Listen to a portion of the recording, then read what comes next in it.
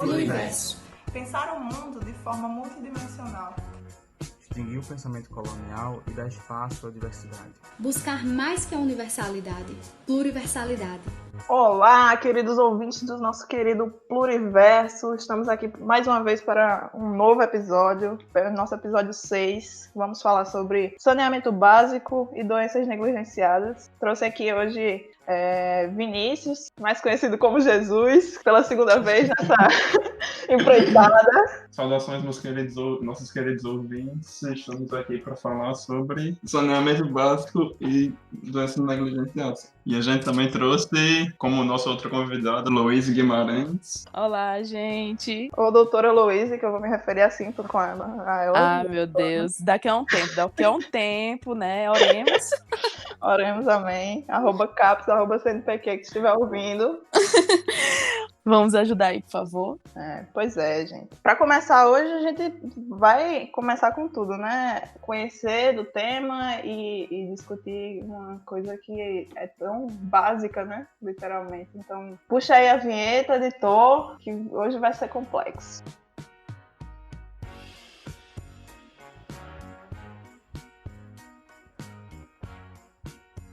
Então, começando aqui o nosso pluriverso, vamos falar sobre saneamento básico e a primeira pergunta que se deve responder é o saneamento, né? E aí eu trouxe uma definição do Instituto Trata Brasil, que é um instituto que trabalha para garantir e fazer os estudos, né, quantitativos, qualitativos do saneamento básico no Brasil, e também sobre a qualidade da água e a distribuição. E aí eles dizem o seguinte, que saneamento é o conjunto de medidas que visa preservar ou modificar as condições do meio ambiente com a finalidade de prevenir doenças e promover a saúde, melhorar a qualidade de vida da população e a produtividade do indivíduo e facilitar a atividade econômica. No Brasil, o saneamento básico é um direito assegurado pela Constituição e definido pela Lei nº 11.445/2007 como conjunto dos serviços, infraestrutura e instalações operacionais de abastecimento de água, esgotamento sanitário, limpeza urbana, drenagem urbana, manejo de resíduos sólidos e de águas pluviais. Seria uma questão, de uma forma geral, básica de saneamento, uma infraestrutura básica necessária para garantir uma qualidade de vida e uma dignidade, né, para o cidadão. Exatamente, Vinícius. E isso também, a palavra-chave do que você falou é a idade, né? Porque, inclusive, como o Instituto falou, né, faz parte, o saneamento básico é um direito garantido pela Constituição. E também é uma coisa, também faz parte do conceito de dignidade humana da Declaração dos Direitos Humanos da ONU, né? O artigo 25, se eu não me engano, que fala, de um modo geral, da dignidade. Pois é, e aí a gente pensa em saneamento básico e que toca diversas situações, como eu falei aqui, e principalmente saúde, meio ambiente, e aí entra mobilidade urbana, várias coisas, né? E aí a gente pensa em como o Brasil reage e está em frente a manutenção e criação desse direito fundamental, então básico, o próprio nome diz, né? Tinha uma questão que seria interessante um pensamento, né, pra gente trazer para quem tá ouvindo aqui, quem está nos ouvindo agora. Você sabe de onde vem a água que você consome e para onde ela vai? Bota aí o brega, editor. De onde ela veio, pra onde ela vai.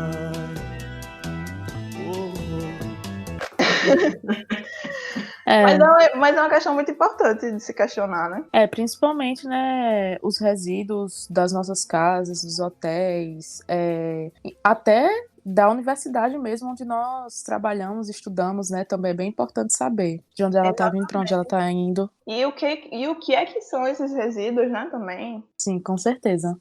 Aqui em João Pessoa, o tratamento da água e do esgoto é feito pela Cagepa, né, Companhia de Água e Esgotos da Paraíba. E aí, além da Cagepa, tem a Enlu, né, que trata da questão da limpeza urbana e tratamento de lixos sólidos. E a gente pensa, né, que cada cidade, cada município tem suas demandas próprias, né, e suas suas questões específicas que devem ser levadas em conta para se estabelecer uma situação de saneamento básico favorável para a população, né? Sim, porque, querendo ou não, a falta de saneamento básico ainda impacta muito na economia, seja do município, do estado ou até mesmo do próprio país. Exatamente. E tem um dado assustador de 2017, que também é não é do Instituto, é que um dado assustador de 2017, que é do IBGE, da Pesquisa Nacional de Saneamento Básico, que diz que no Brasil existem 5.570 municípios ao total, né? E desses 5.000 e tantos, 2.211 não possuem rede de esgotamento sanitário. Nossa. Corresponde a quase 40% de cidades que não... De pessoas que não têm acesso a saneamento básico, né? E se você parar para pensar nessa quantidade de municípios, são 211, é isso que você disse? Não, 2.000. 2.211. Caramba! Pensar Isso que é a assustador. Paraíba tem 222, 226 municípios, é quase como se fosse um território 10 vezes a Paraíba. E é engraçado a gente se questionar, porque a Paraíba, por exemplo, tem 200 e tantos municípios, como Jesus disse, e João Pessoa e Campina Grande são as nossas grandes cidades, né, aqui na Paraíba, e estão em primeiro lugar no ranking nacional de índice de tratamento total de água pelo Instituto Trata Brasil, né? E aí a gente pensa, será que essa situação se estende para os outros municípios da Paraíba e para outros municípios do Brasil? Pera. João Pessoa e Campina estão em primeiro lugar na Paraíba ou é no Brasil inteiro? No Brasil inteiro. No Brasil inteiro, a gente tá em primeiro lugar e a gente ainda acha ruim. Eu não sei o que imaginar do resto. Mas se você for ver, o nosso tratamento de água, ele é muito bom. Aqui, né, João Pessoa, se a gente for pensar dessa forma. Se for comparar com outros locais, né? À toa que nós estamos em primeiro lugar, né? Que eu também não sabia desse dado, tô achando bem interessante agora descobrir isso. E bem questionável também, né? Porque, assim, estamos em primeiro lugar, mas aí o tratamento de água ocorre, mas ele é direcionado para onde, né? E você circulando pela cidade, você percebe que ainda falta muita coisa. João Pessoa, mesmo estando em primeiro lugar, não tem 100%. Exatamente. Tem uma meta eu não tô lembrando exatamente o que é até 2033 todo o país ter... É uma meta de universalização do atendimento de saneamento básico, né? Que teoricamente, o que já foi reestruturado, né? Porque essa meta já existia e já passou por várias adaptações, né? E agora, nossa nova meta até 2033 é universalizar o serviço de saneamento básico no Brasil. Há quem crê que o novo marco regulatório será suficiente para atingir essa meta. Mas isso aí é assunto para mais para frente do podcast, né? Vamos continuar. Isso. Vamos falar um pouco agora na questão que eu falei, né? Que a falta do saneamento básico acaba por impactar a economia. Eu não falei necessariamente como impacta de forma que... Acho que a principal forma de impacto é na questão da saúde do cidadão, que uma vez tendo a saúde prejudicada, ele vai deixar de trabalhar, não vai estar sendo a pessoa para movimentar a economia através do seu trabalho, e ele também vai estar ocupando, digamos, leitos do SUS. É gasto do SUS, é gasto do Brasil, do Sistema Único de Saúde. Exatamente. Eu vi dados que diziam que para cada dólar gasto e investido em saneamento básico, 4 dólares são economizados em saúde. Nossa. É um negócio assim complexo, né, de se pensar, e ainda se pensa em saneamento básico, em investir em saneamento básico como enterrar dinheiro, né? Isso é uma coisa que se ouve muito, principalmente nos interiores, né?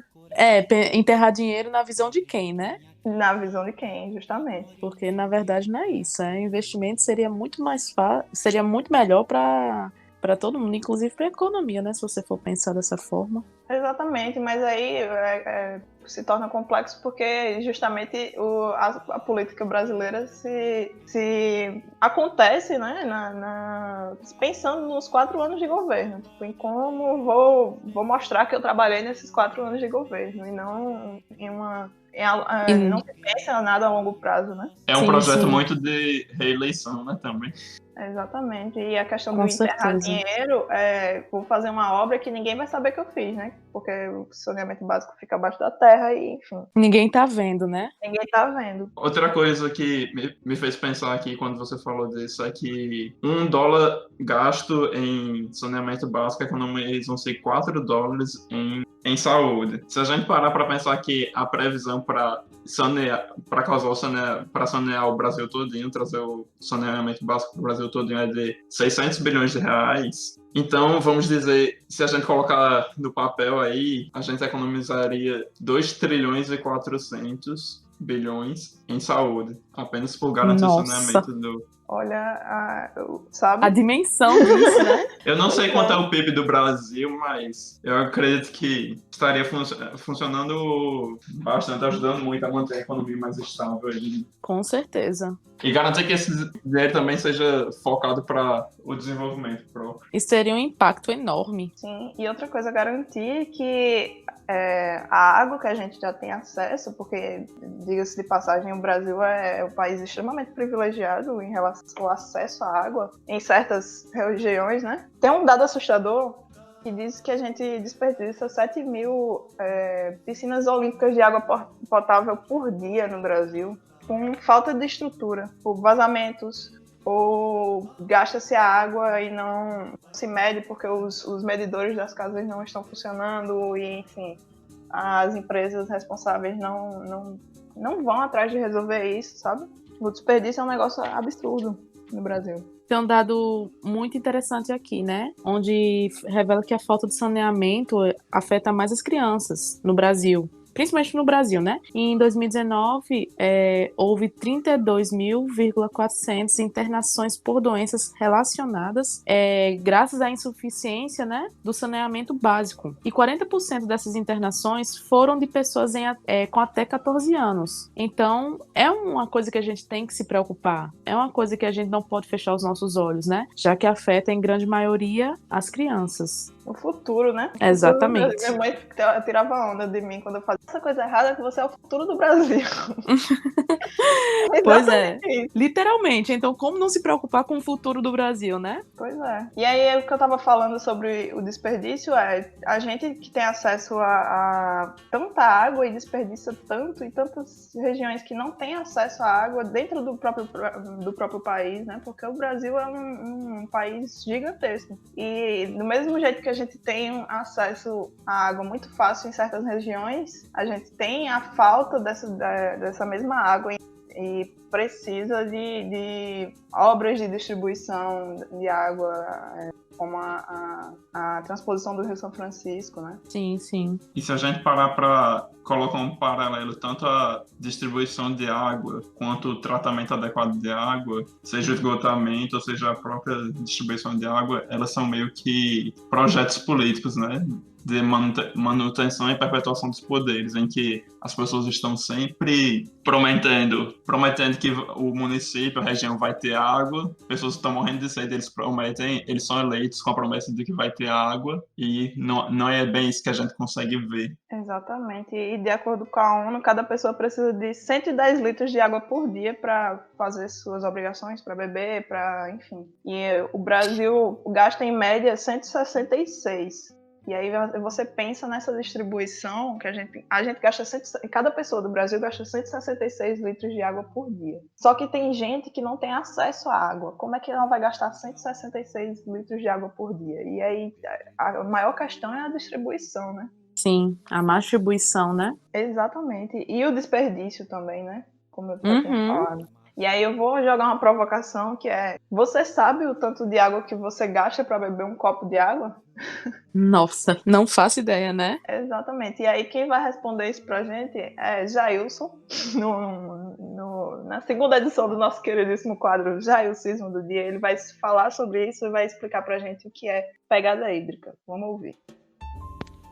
Bem, a pegada hídrica ela é definida como um volume de água total utilizada durante a produção e o consumo de bens e serviços, bem como o consumo direto ou indireto no processo de produção. Então, a determinação da pegada hídrica ela é capaz de quantificar o consumo de água total ao longo da cadeia produtiva. A metodologia da pegada hídrica ela fornece um indicador de consumo de água que inclui o uso, como eu disse, direto e indireto, mas também a utilização da água superficial ou subterrânea, a utilização de água de chuva e de poluição gerada. Então, a pegada hídrica é um indicador para mapear o impacto do consumo humano em recursos globais de água doce.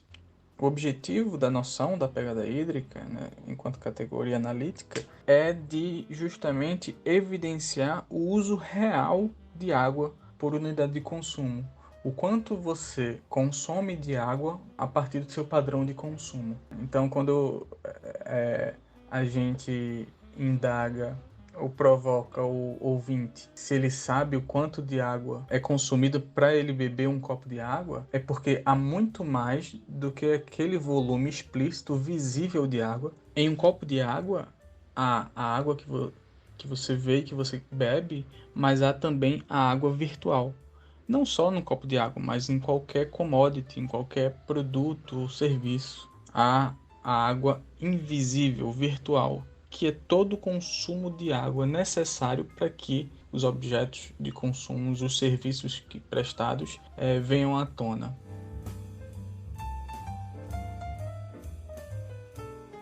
Em se falando de pegada hídrica, também tem uma parte da pegada hídrica associada que é a chamada pegada hídrica cinza, né? Em que a pegada hídrica está relacionada à quantidade de água necessária para diluir um contaminante, um insumo de laboratório. Estou correto? Não necessariamente de laboratório, né? Porque a gente pensa que esses contaminantes são produzidos em todas as casas brasileiras e não necessariamente é uma questão apenas de biossegurança laboratorial, porque aquele seu antibióticozinho que você toma sem receita vai pro esgoto. Vai.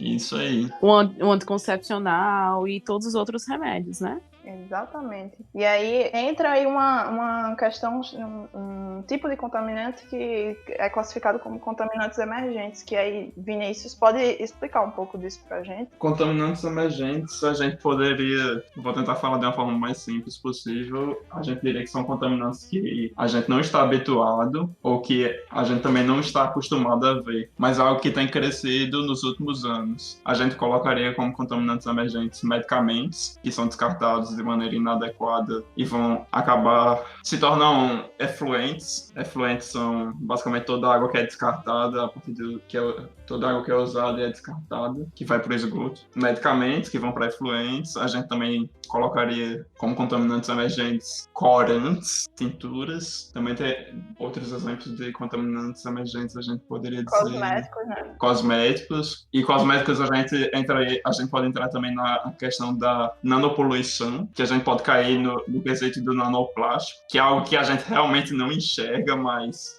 nanoplástico Exato. é bioacumulativo. E aí, bioacumulativo, a gente pensa em como esses contaminantes promovem mudanças nas cadeias tróficas e nas sociabilidades humanas e mais que humanas, né? Porque você que é todo da microbiologia aí pode afirmar isso pra gente, que quanto mais antibióticos a gente despeja aí a céu aberto no ambiente, mais as bactérias selvagens conseguem adquirir resistências a eles, e aí existem dados mais apocalípticos. Tá, deixa eu falar um pouco mais sobre isso. Então. Vou falar mais voltado dos remédios e das bactérias.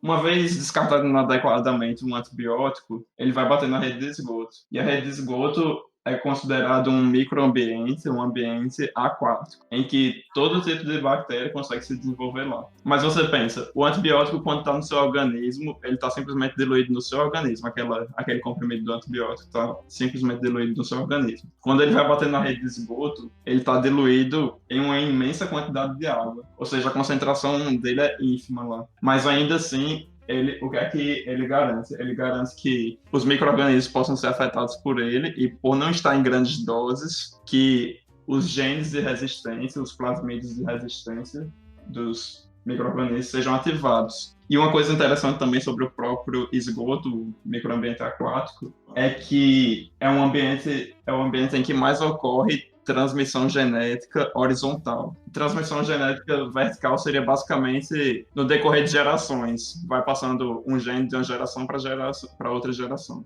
E a transmissão genética horizontal se passa digamos que de uma espécie para outra. A gente está falando principalmente de bactérias, a partir do momento em que elas passam a se assimilar material genético de outras, como os plasmídeos de resistência a antibióticos. E isso é um problema seríssimo de saúde pública do mundo, porque ocasiona o desenvolvimento de bactérias multiresistentes, o que a gente vê sendo circulado na mídia como bactérias superbactérias. Superbactérias, isso. As bactérias multiresistentes são colocadas na lista da Organização Mundial da Saúde como um dos maiores desafios em saúde do século XXI.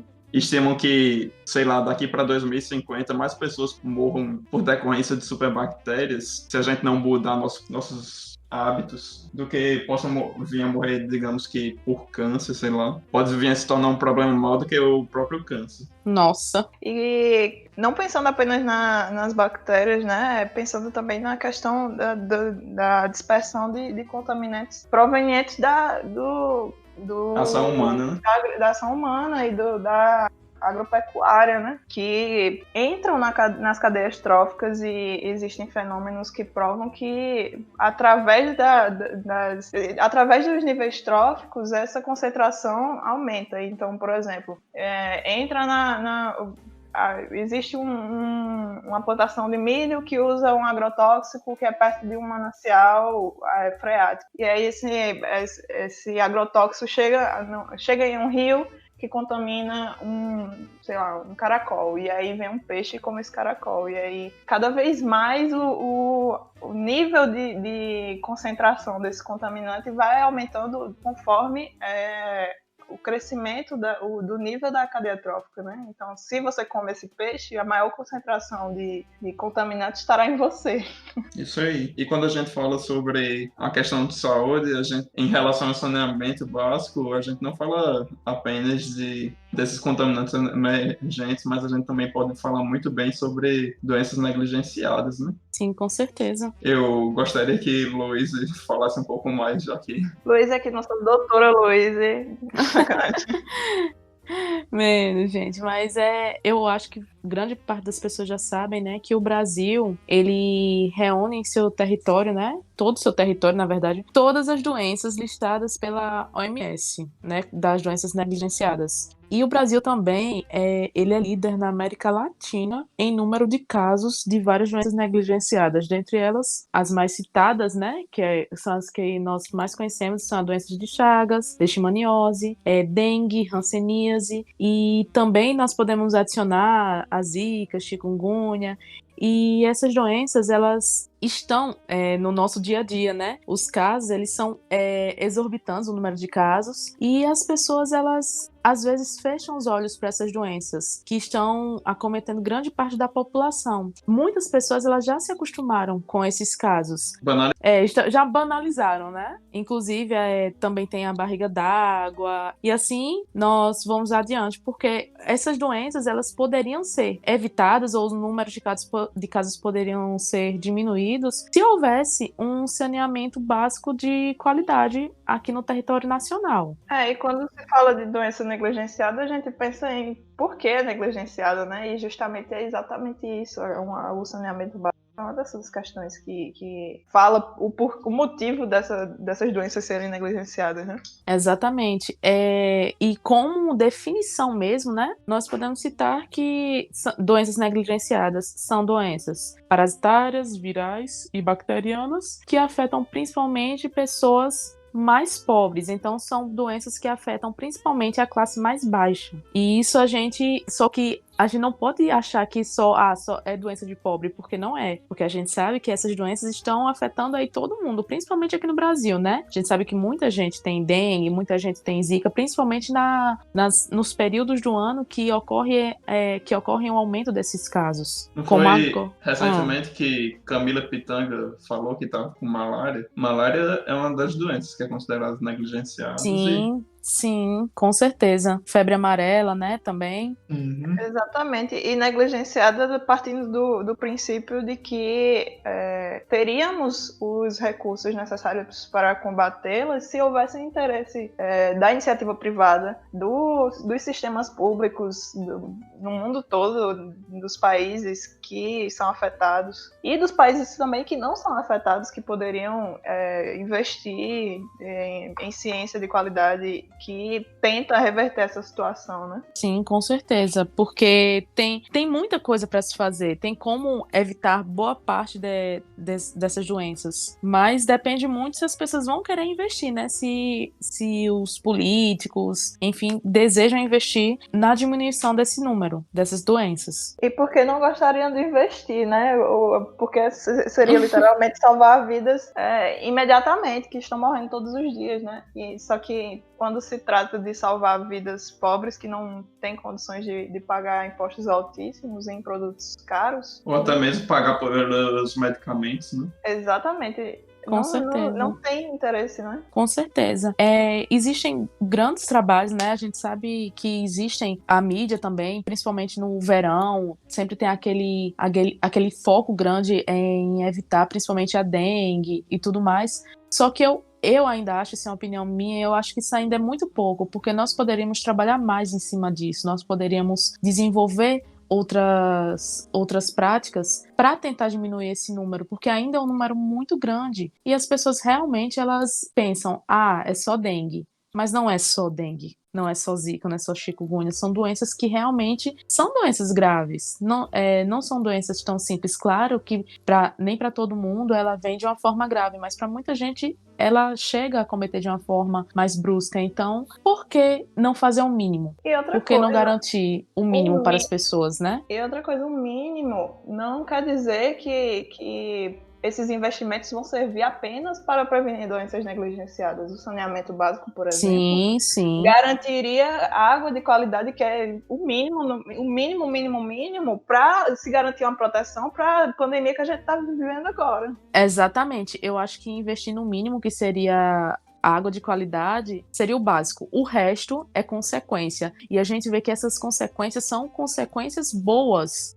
Investindo o mínimo para trazer muita coisa boa para a população, né? E aí, isso me traz memórias da minha infância, sabe? De viajar para os interiores com meus pais. E, sei lá, aqui no interior da Paraíba, no mês de junho, principalmente, tem muita safra de jabuticaba. É uma coisa linda, de jabuticaba. E aí a gente sempre parava no meio do caminho para comprar jabuticaba. Na beira da estrada. Na beira da estrada, exatamente. Uma vez a gente viu os feirantes lá vendendo jabuticaba lindas, enormes. E aí minha mãe, louca para comer jabuticaba, ela disse, moço, tem água pra gente lavar, pra comer agora? Aí ela, tem, a moça que tava vendendo, tem, pode vir aqui. Aí levou a gente pra um único balde de água barrenta, que ela considerava limpa para lavar jabuticabas para comer. E provavelmente essa água era a mesma água que ela trabalhava com tudo durante o dia dela, né? Inclusive, poderia até beber dessa água também, que é a realidade de muitas pessoas no Brasil.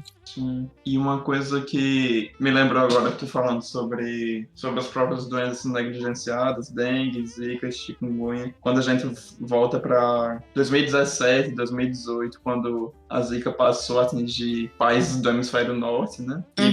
E passou a ser detectado que a zika é capaz de causar microcefalia em fetos, em embriões, em crianças, né, em bebês. E como de repente tudo mudou, né? Todo o panorama da zika mudou. Sim, as pessoas começaram a abrir mais os olhos para essa doença e investiram muito, né, nas pesquisas e tudo mais. Só que uma coisa que eu vejo muito é que passou mais esse boom e as pessoas começaram a fechar os olhos para essas doenças novamente. Então, por que só esperar quando tem um caso desse? Quando existem vários casos dessas doenças? Quando tem esse boom, bora pesquisar. Não, a gente tem que investigar, tem que investir nas pesquisas sempre, porque essas doenças, elas estão na nossa realidade e não é de hoje, é de muito tempo. E esses casos só vêm crescendo. Todo ano, muita gente morre de todas essas doenças no Brasil. Então, por que esperar ter uma curva enorme para poder se preocupar quando a gente pode se preocupar todos os dias, porque essas doenças estão na nossa realidade, né? Não passou, não existe,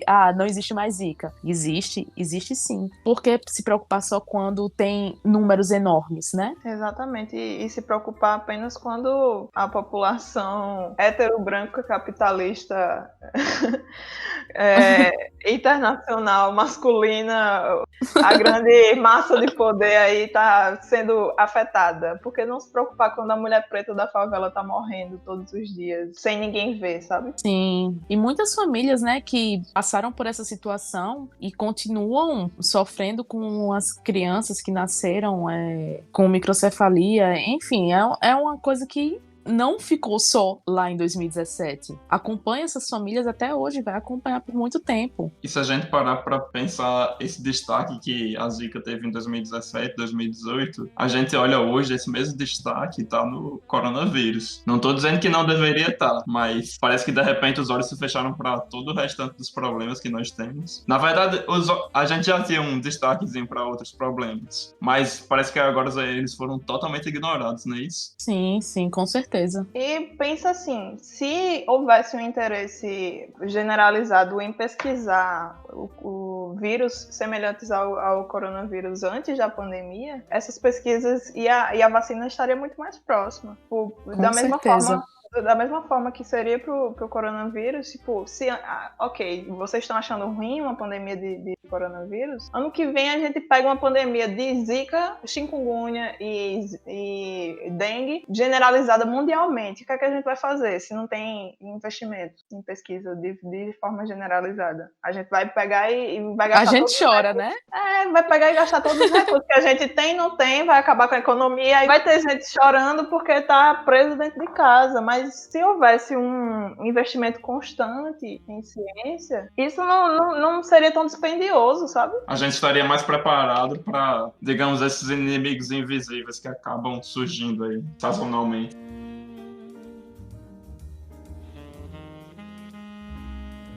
O Aedes, ele tá em regiões tropicais, né? Ele gosta do nosso clima quentinho, maravilhoso. E junta com as doenças que aqui elas estão negligenciadas, né? As arboviroses, aí casou. Tem o quê? Tem falta de saneamento básico, tem um clima perfeito para o mosquito, tem um mosquito, tem as doenças. Gente, eles fazem uma festa.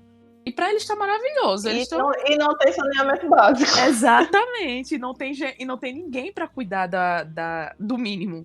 Então, por isso que eles fazem a festa aqui. Pra eles tá perfeito. E não tem investimento em pesquisa. Exatamente. Não tem investimento em pesquisa. Isso daí também é uma coisa bem... E é interessante parar pra pensar que esse investimento em pesquisa, não vamos dizer que não tem, mas ele é muito reduzido. E se a gente for olhar quem tá pesquisando, são o quê? Instituições públicas. Sim, com certeza, com certeza.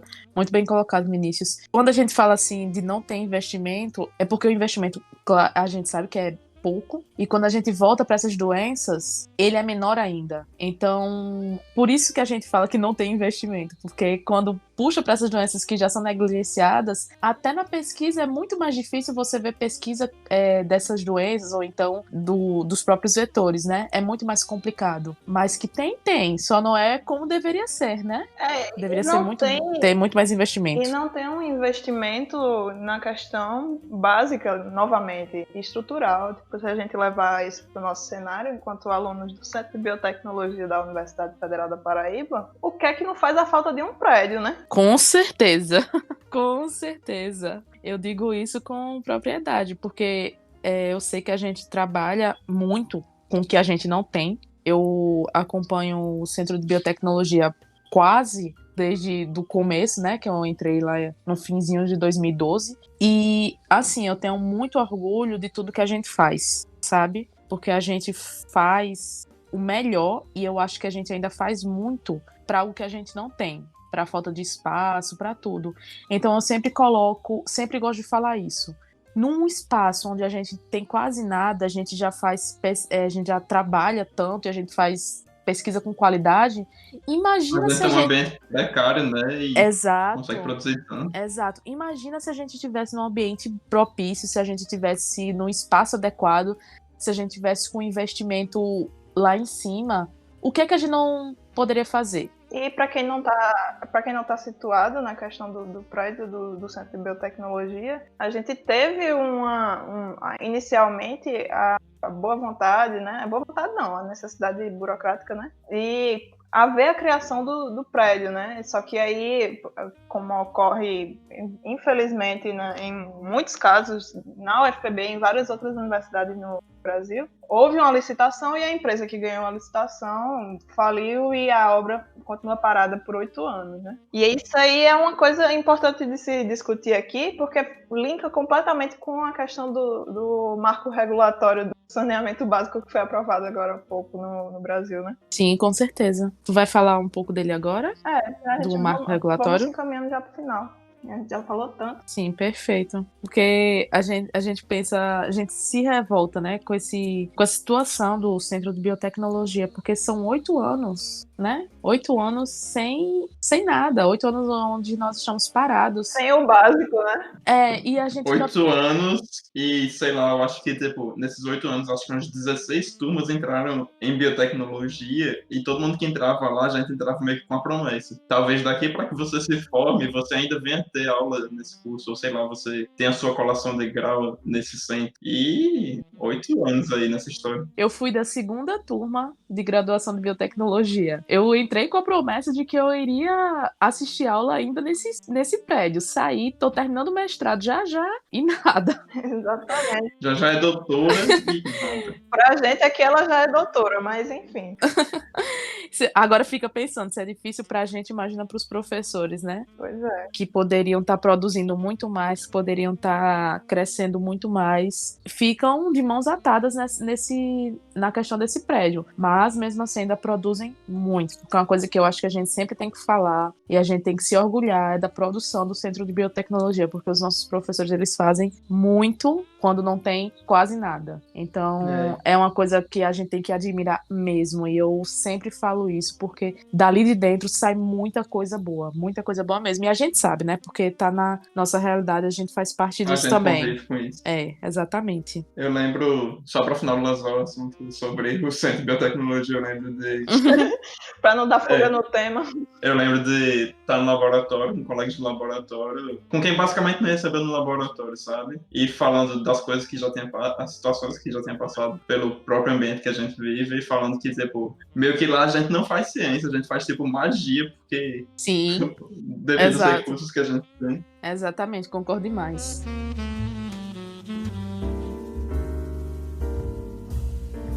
Vamos pensar na situação atual que vivemos. Governo Jair Messias Bolsonaro, que em 2018, em sua campanha, né, estava lá nosso querido presidente, ou não querido, ele estava, em 2018, falou sobre o saneamento básico e a proposta que ele tinha para resolver essa questão básica. E aí ele disse o seguinte: junto ao economista Paulo Guedes, ele quer equilibrar as contas públicas, ele quer mandar dinheiro para o município, tirar responsabilidade da União, jogar para os senhores diretamente.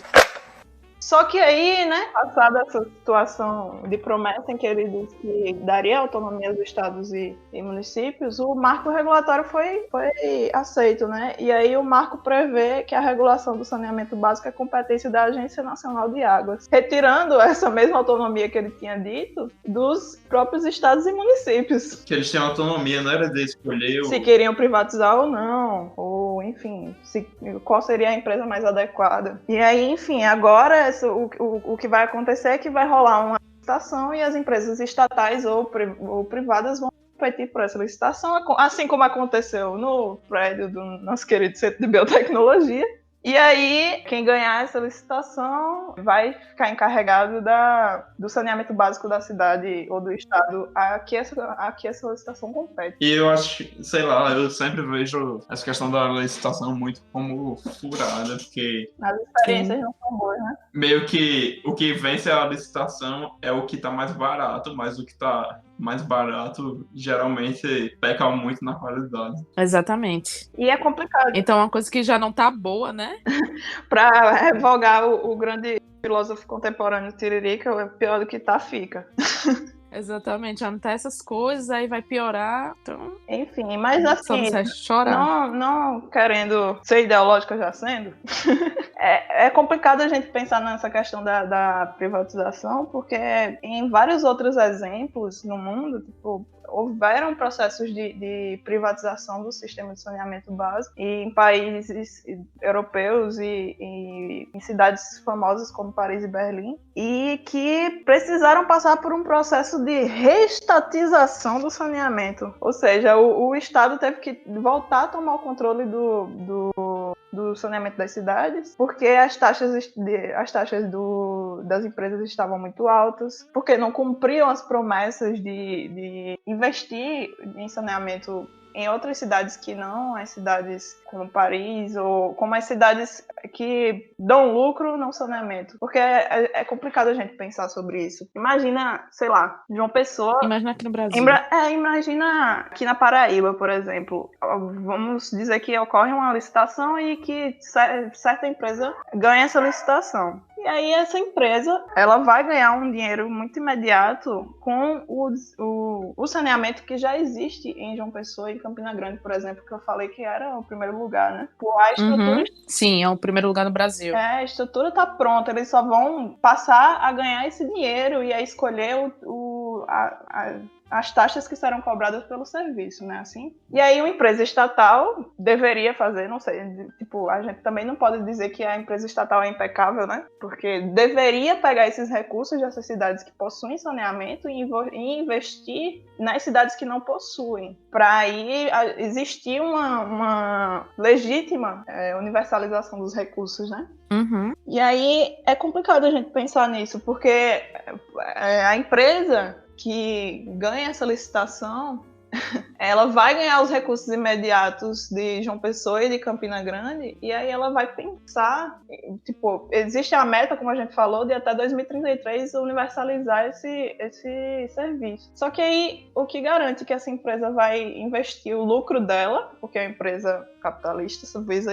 única e exclusivamente o lucro, não dizendo que sou contra o capitalismo, mas também não sou a favor. Uma empresa que só visa o lucro, ela vai pegar o lucro dela e investir no saneamento de outras cidades? Vocês acham que isso é uma coisa, sei lá... Eu não acredito muito nisso, não. Exatamente. É uma coisa difícil de se acreditar. Por mais que como a gente falou, existe, após o investimento há um retorno, mas aí a empresa privada estaria investindo para dar o retorno ao Estado, porque o retorno seria em saúde. Sim.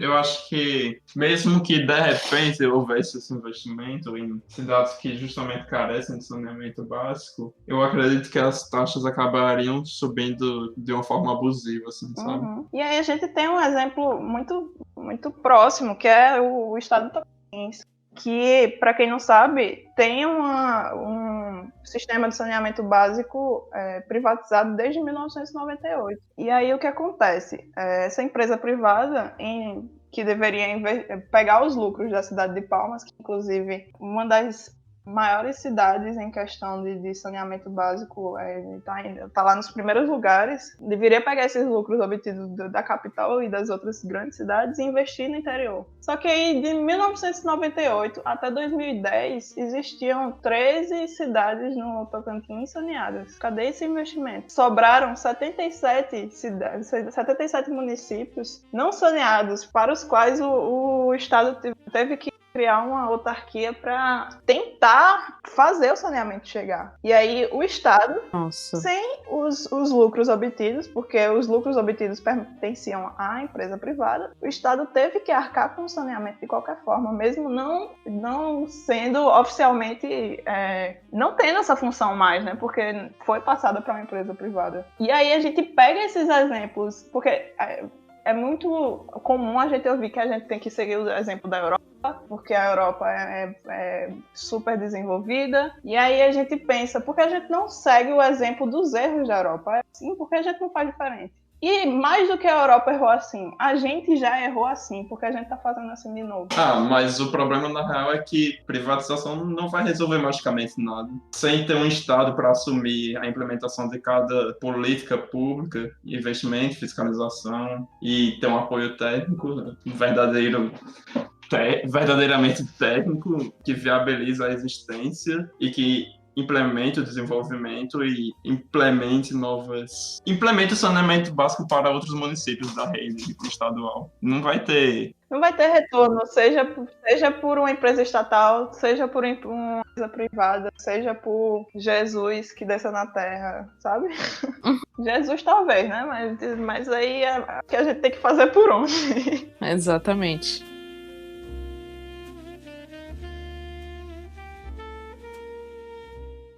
E aí, sobre essa questão das universidades, Luísa está aqui, podem dar o testemunho dela de pesquisadora. Luísa pesquisa o vetor de várias doenças negligenciadas, que é o Aedes aegypti. E aí ela participou e está participando de uma pesquisa bem interessante nesse sentido. E aí ela pode falar um pouquinho mais pra gente sobre isso. Exatamente.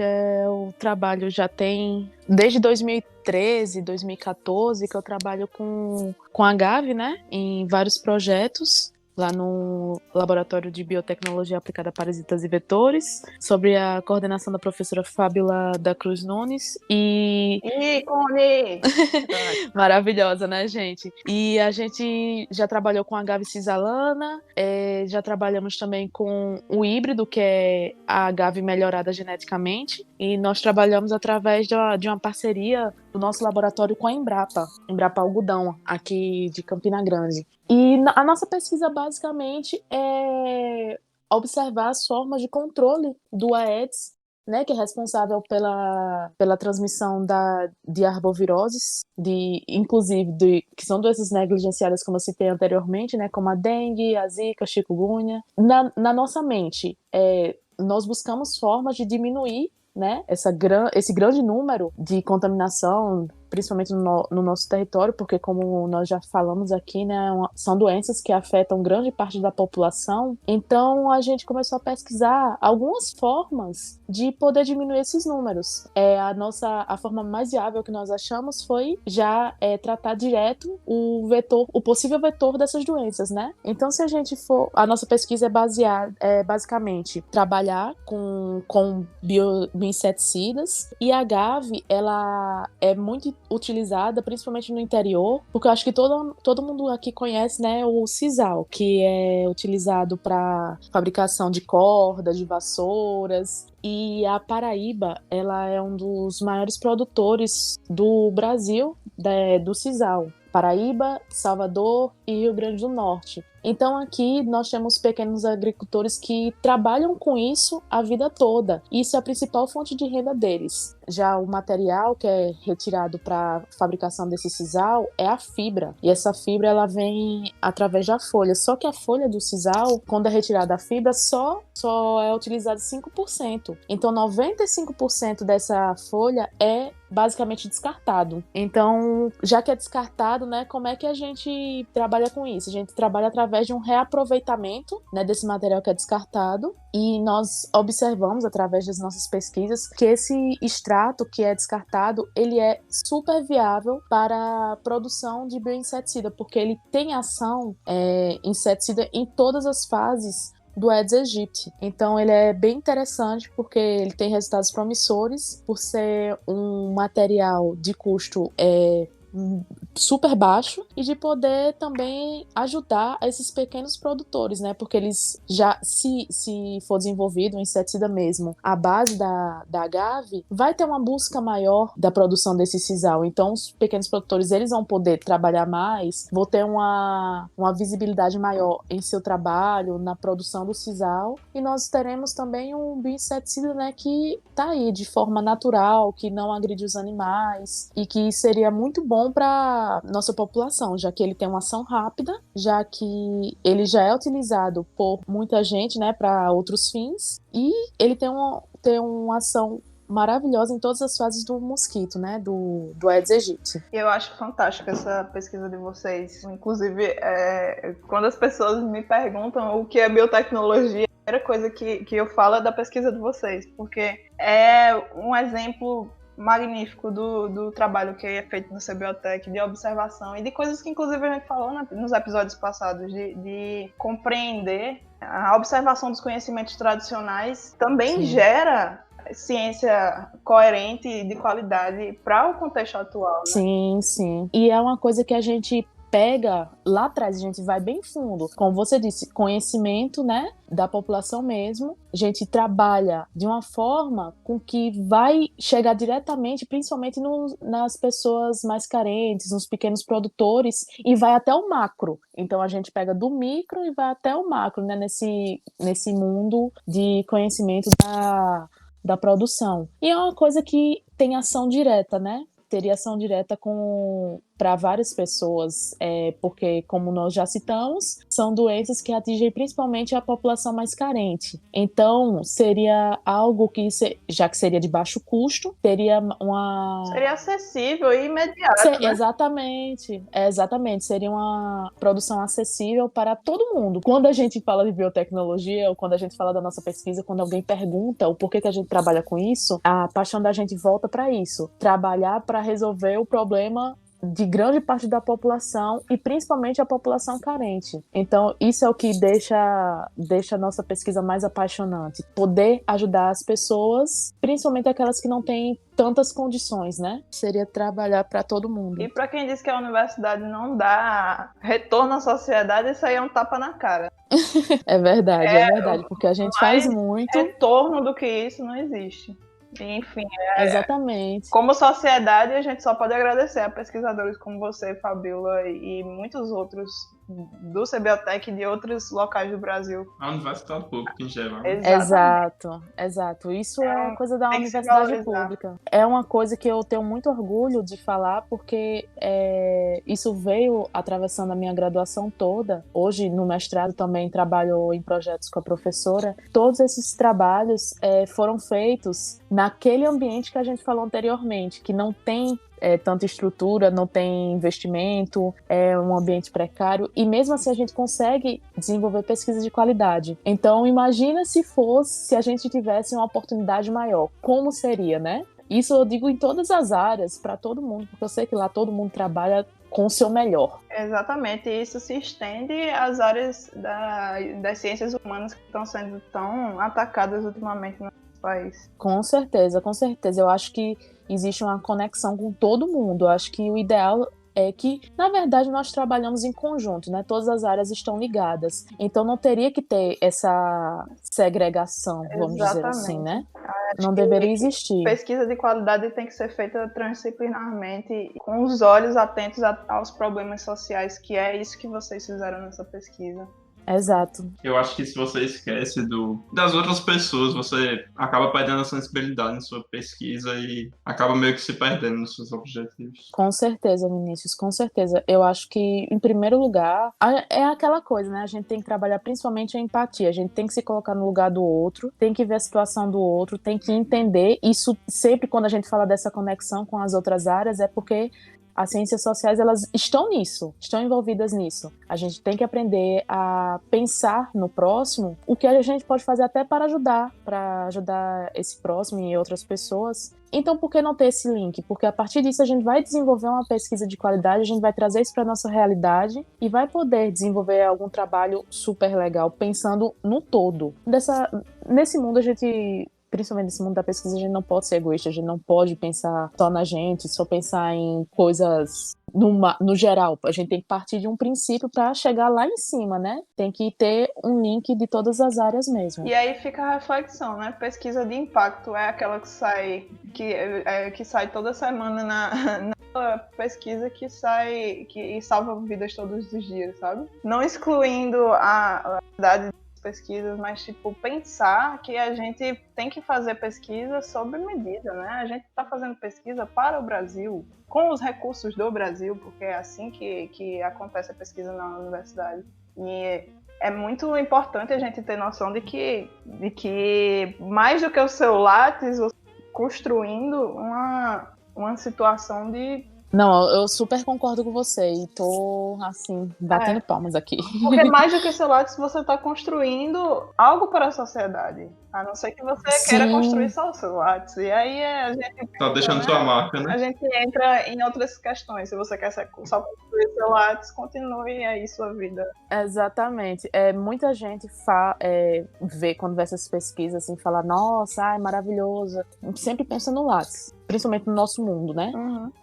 No mundo da pesquisa, as pessoas olham muito para esse lado. Só que é muito gratificante você fazer algo que você vê que tem um impacto direto com a sociedade. Porque, na verdade, quando a gente faz alguma pesquisa, a gente não pensa primeiro no nosso Lattes, nas publicações que essa pesquisa vai gerar, né? Você pensa no que essa pesquisa vai transformar o mundo, a sociedade no geral. Então, é muito, muito, muito gratificante ver que as pessoas reconhecem a sua pesquisa, o seu trabalho, ver como isso realmente pode influenciar a vida de diversas pessoas. É muito, muito, muito gratificante. Eu acho que a nossa profissão tá aí para isso, para ajudar os outros. E é isso que muitos buscam mesmo, a melhorar a qualidade de vida de muitas pessoas, né? Que foi exatamente o que a gente discutiu hoje nesse podcast, foi como melhorar a vida de diversas pessoas.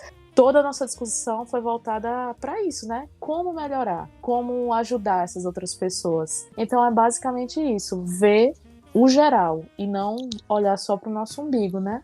Exatamente, e com essa consagração feita por Luiz, a gente encerra mais um episódio do Universo.